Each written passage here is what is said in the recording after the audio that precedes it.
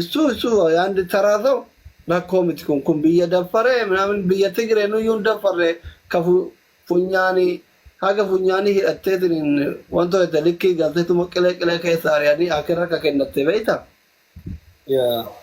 አመኑቲ ወር ሚዲያ ኩኒ ምናምን ኦሮሞን አላጅሩ ኩን ይወደንዳመ አከ ነገኝ ዋራምቡ አከ ሀወታፍ አቦን ከነ ብየ ከሰ ጅራ ነገያን ገባያኒ ገላን እረቲ hojjechuudha malee isa nama dhuunfaa yookiin muuziqanyaa tokko haala adeelam wanni tooppikii godhatanii irraa haasa'anillee waan jirutti fakkaatullee dhimma Oromoo ilaallatullee miti kun. Akkamitti Oromoon ilaallanne dhimma Oromoo ilaallatu miti jechuun maal ganni sodaa harkaa biyya harkaa qabu sun dhimma Oromooti miti. Itoophiyaan tun maqaa jira malee bar maqaa. Kan irra guddaa kan ilaallatu ka ammaa kana ka amma laal. Salale maalitti jira laali arsiisirka maalitti jira laali wallagga maalirra ture laali maalitti jira laali boorana sigaleemi kanu ilaallatuyyuu osoo jiru osoo lubbuun namaa bayaa jirtu nuti dirree xiyyaaraa tiktokari tokko viidiyoo waraabe fiyyuun ikkoo akka sabaatitti sheemi dabar nun ilaallatu in ilaallatu. Dhimma sanirra fardiitu jira yoo dhugaa biyyaaf quuqamuu taate dhimma sanirra fardiitu jira jechuu barbaadetti. Suniyoo waan akka amma salaalee keessatti deemaa jiru gartee tajaajilatti uummanni rakkataa jira bara uummanni barakaan si barakaan maal janiiti si uummata mataa keessa galaa abaa janiiti si amma moo shanee janiiti si galee waraanni amma salaalee keessatti taa jiru uummanni maaliif qambara namatti kaaniin jaa waan san duuba deemee namni hundi keessan dhufee sagalee ta'illee jennaan eegale bakka warra kaayirotu eegale inneetu machumarra dhiifne. Itti jabaadhaa waan sanii uummata saniif sagalee ta'uu hedduu barbaachisa.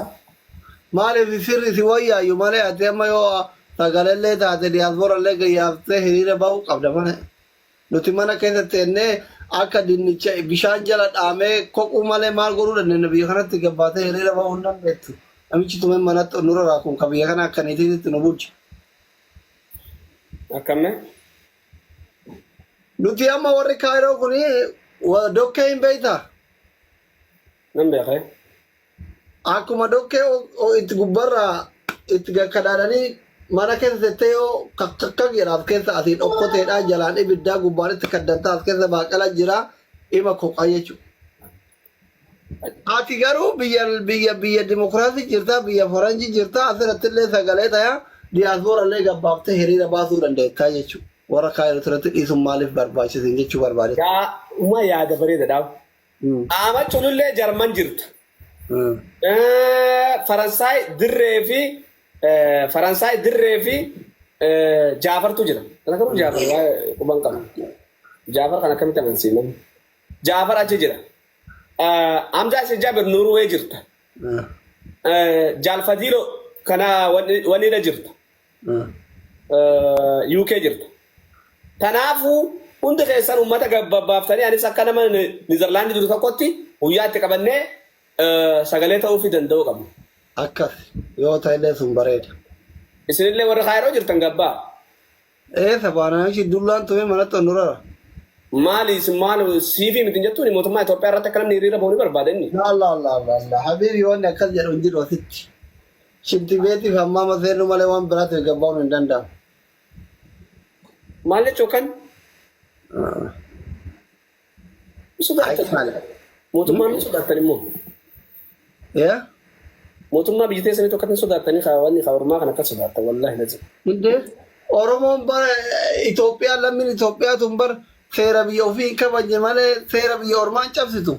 Ameerika biyya dimokiraasii kanatti mee lammii Itoophiyaa tokko Oromoo haa ta'u Amaara haa ta'u kan seera isaanii cabse as fidi. Cabsanii asitti Oromoon gaafan dura dhufu seeruma natti himaaf gaafan dura biyya tana dhufu waan biraa dhiisanii seeruma isaanii natti himutti seera maal fete namni dila tummarraa jira kan na dhiisaa kan jirutti akkana kun yoo goote akkana kana yoo goote akkana kana yoo goote inni nama sodaachuu Oromoon. Fattuyyee welcome. Bakka asitti haa tolu waan biraa yoo hin jiraatin yeroo biraa. Waan biraa boroo walitti deebina bakka boruu geema taphataa wal jihaa sonnaa. Arra ganama mookaleedhaan haasawaa kee tokkos argee. ولفان تدفعتوا إيجالتاني ما شاء الله سرت والله يوم لوتن والموجان دينا دكتور بليز